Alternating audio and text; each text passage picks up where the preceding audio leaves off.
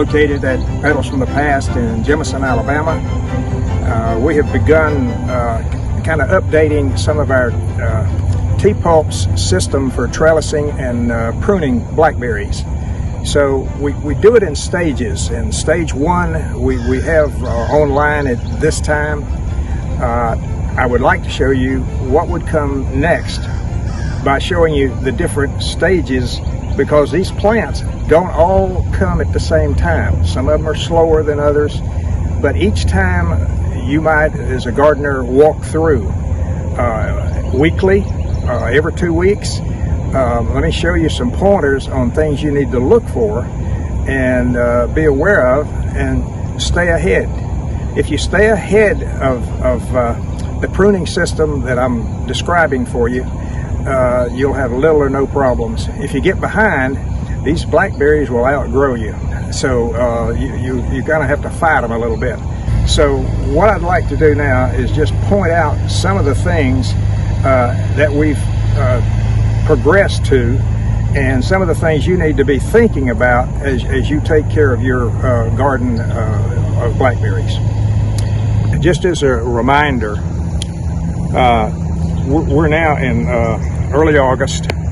The blackberries that I have shown you earlier in the year have grown somewhat differently depending on which plant we observe. But I go back to the tie that we have, which is quite useful. There's other ways to secure your plant to the trellis, but this is one that's relatively easy. And with our two horizontal wires here, one at 3 feet, one at 5 feet, it allows us to spread the plant out and give it plenty of room to produce productive branches.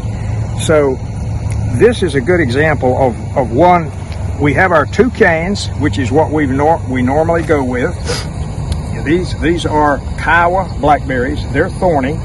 They produce very large fruit, and they're excellent. They have good flavor, and it's one of those things that in our area of Alabama has lived better than any other single variety that we've tried over a 20-year span. So that's the reason they're here. People might ask, well, what about other varieties? Well, we constantly look at other varieties.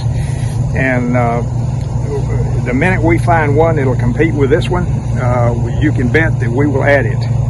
But here's our example of the 2 canes that we selected when we took those old canes out back in July. This cane comes to the bottom wire. It's just begun to break. I'm going to show you some others that are broken more than that. But the thing that's important to recognize is this was cut about 1 inch above this wire. These are the 2 ultimate branches that we're going to use. This one that stays and goes up top is fine for a period of time, and I'll leave it in. I might even come like this and pinch it just to stop its growth. Let these 2 grow because they're beneath the wire. I'm trying to find shoots that are beneath the wire that will come up, and when they get a little older, and I'll show you in a few minutes what I'm talking about, we tie these. We'll direct one direction and we'll direct one the other. Now, this is the one we selected to go all the way to the top wire at 5 feet. But you see how far it's gotten. It hasn't quite yet gotten all the way. I'll show you another one that's gotten all the way right here by me, and there's nothing to do with this one except rub off any of these low buds that are starting to break. And I'll show you what I'm talking about very quickly. But this one at this stage, as I walk along, I can see the only thing I can do on this cane is maybe pinch the top one. I don't want this top shoot as my branch. I want my branches down here. So I'll pinch it, stop its growth a little bit, force it into these. Now, this one, there's nothing to do unless I had some breaks along here with shoots coming out. I would take them off because I'm trying to put the energy in this plant to go all the way to this wire. Then we'll direct its growth like so. What happens is this one will be broken by the wind if you're not very, very careful. What I simply would do is to figure out And the only thing I'll do on this one is just to tie it up and show you. I figure the area right here is what I need. And sometimes if you ran out of time and the day's gone, at least bring these up like this.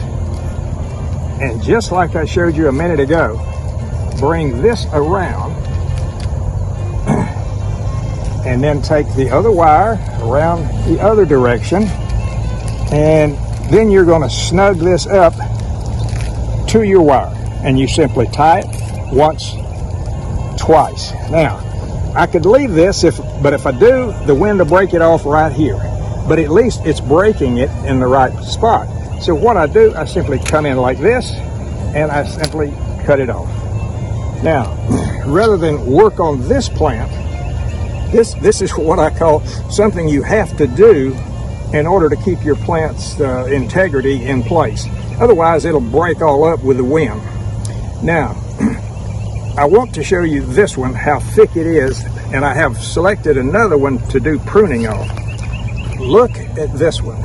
This was broken some time back, and if you notice, I've got one coming up here.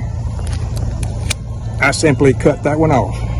I've got one coming beautifully right here. It'll go this direction. This one right here, it's low enough beneath the wire, I'll tie it. But to show you one that looks a little better, now notice all the different what we call breaks or branches that are developing up in here. Now here's our lower branch way down here, and it's coming up again. As these develop, I pinch them and select branches going in two directions. Then I come in here and I cut all these little branches off and keep the two. I've got a better plant I can show you that with, so let's step down here. Here's one that we brought up. We managed last time we filmed to cut it here. Again, notice the two branches here. This one's going straight up. These two are positioned beautifully below the wire. When it's big enough, and that next plant I'll show you what we do, it'll be your branch here. This one will be the branch here. And then the rest of these we will cut out. But when I'm first selecting branches, I always save 3 or 4 at the head of the plant. 3 or 4 branches.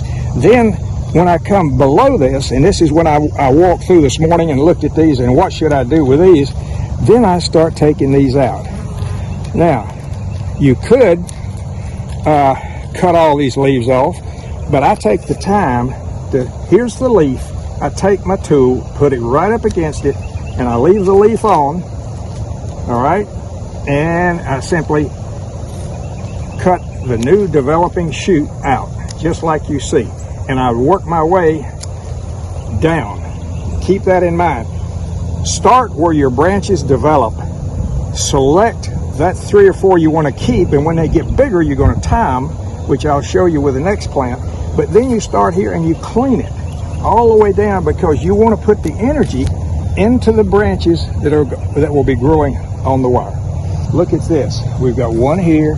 We've got another one here. This is the ideal size to tie. This is a little bit small, but it's already positioned so I could go ahead and tie it. Not a problem.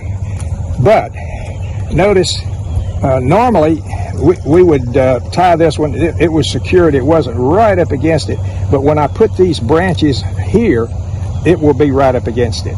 And then we simply clean it all the way down. Now, the first thing that I would do on one like this is to take a branch like here, put again a little tie right there. I simply bring this branch over like so.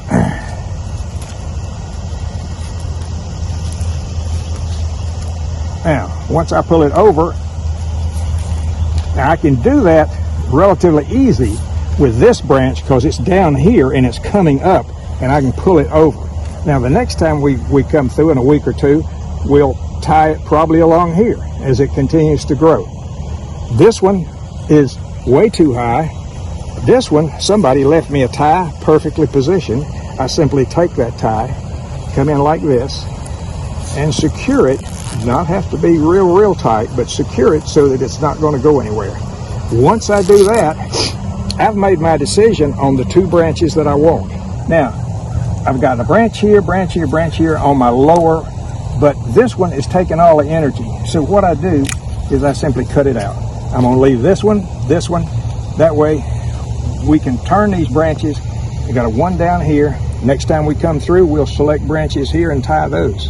But on this one, we secured this one. Now, sometimes you have other questions about leaves. We have taken the leaves off of this. There's a septorial leaf spot, and there's a number of 2 or 3 other leaf spots that start on these primocanes this time of year, and they'll just work their way up that plant. And here's a good example of one right here. You can see the spots on this leaf. That looks like a septorial leaf spot, but it may be one of the others. But this will simply cause defoliation, and it'll work its way right on up that plant. But if you stop it at an early stage, basically, you won't have any problems. Now, about 3 days ago, these were sprayed with a fungicide to take care of this leaf spot. That's a necessity once you get a little bit of this in there. Otherwise, it will just stop growth. You'll get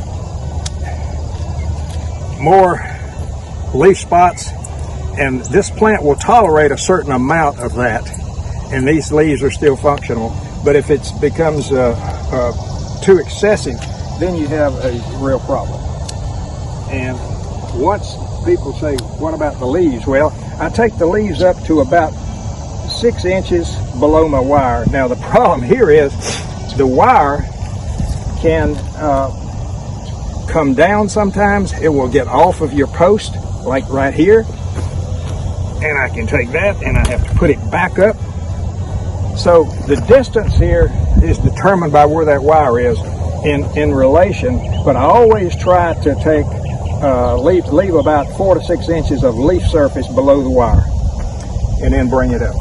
Another example, I've got the 2 here, but this one is coming up above, and what happens is if the branches are too high and you pull them down and tie them, when they load down with fruit, they'll break off at that juncture, some of them, when the wind blows.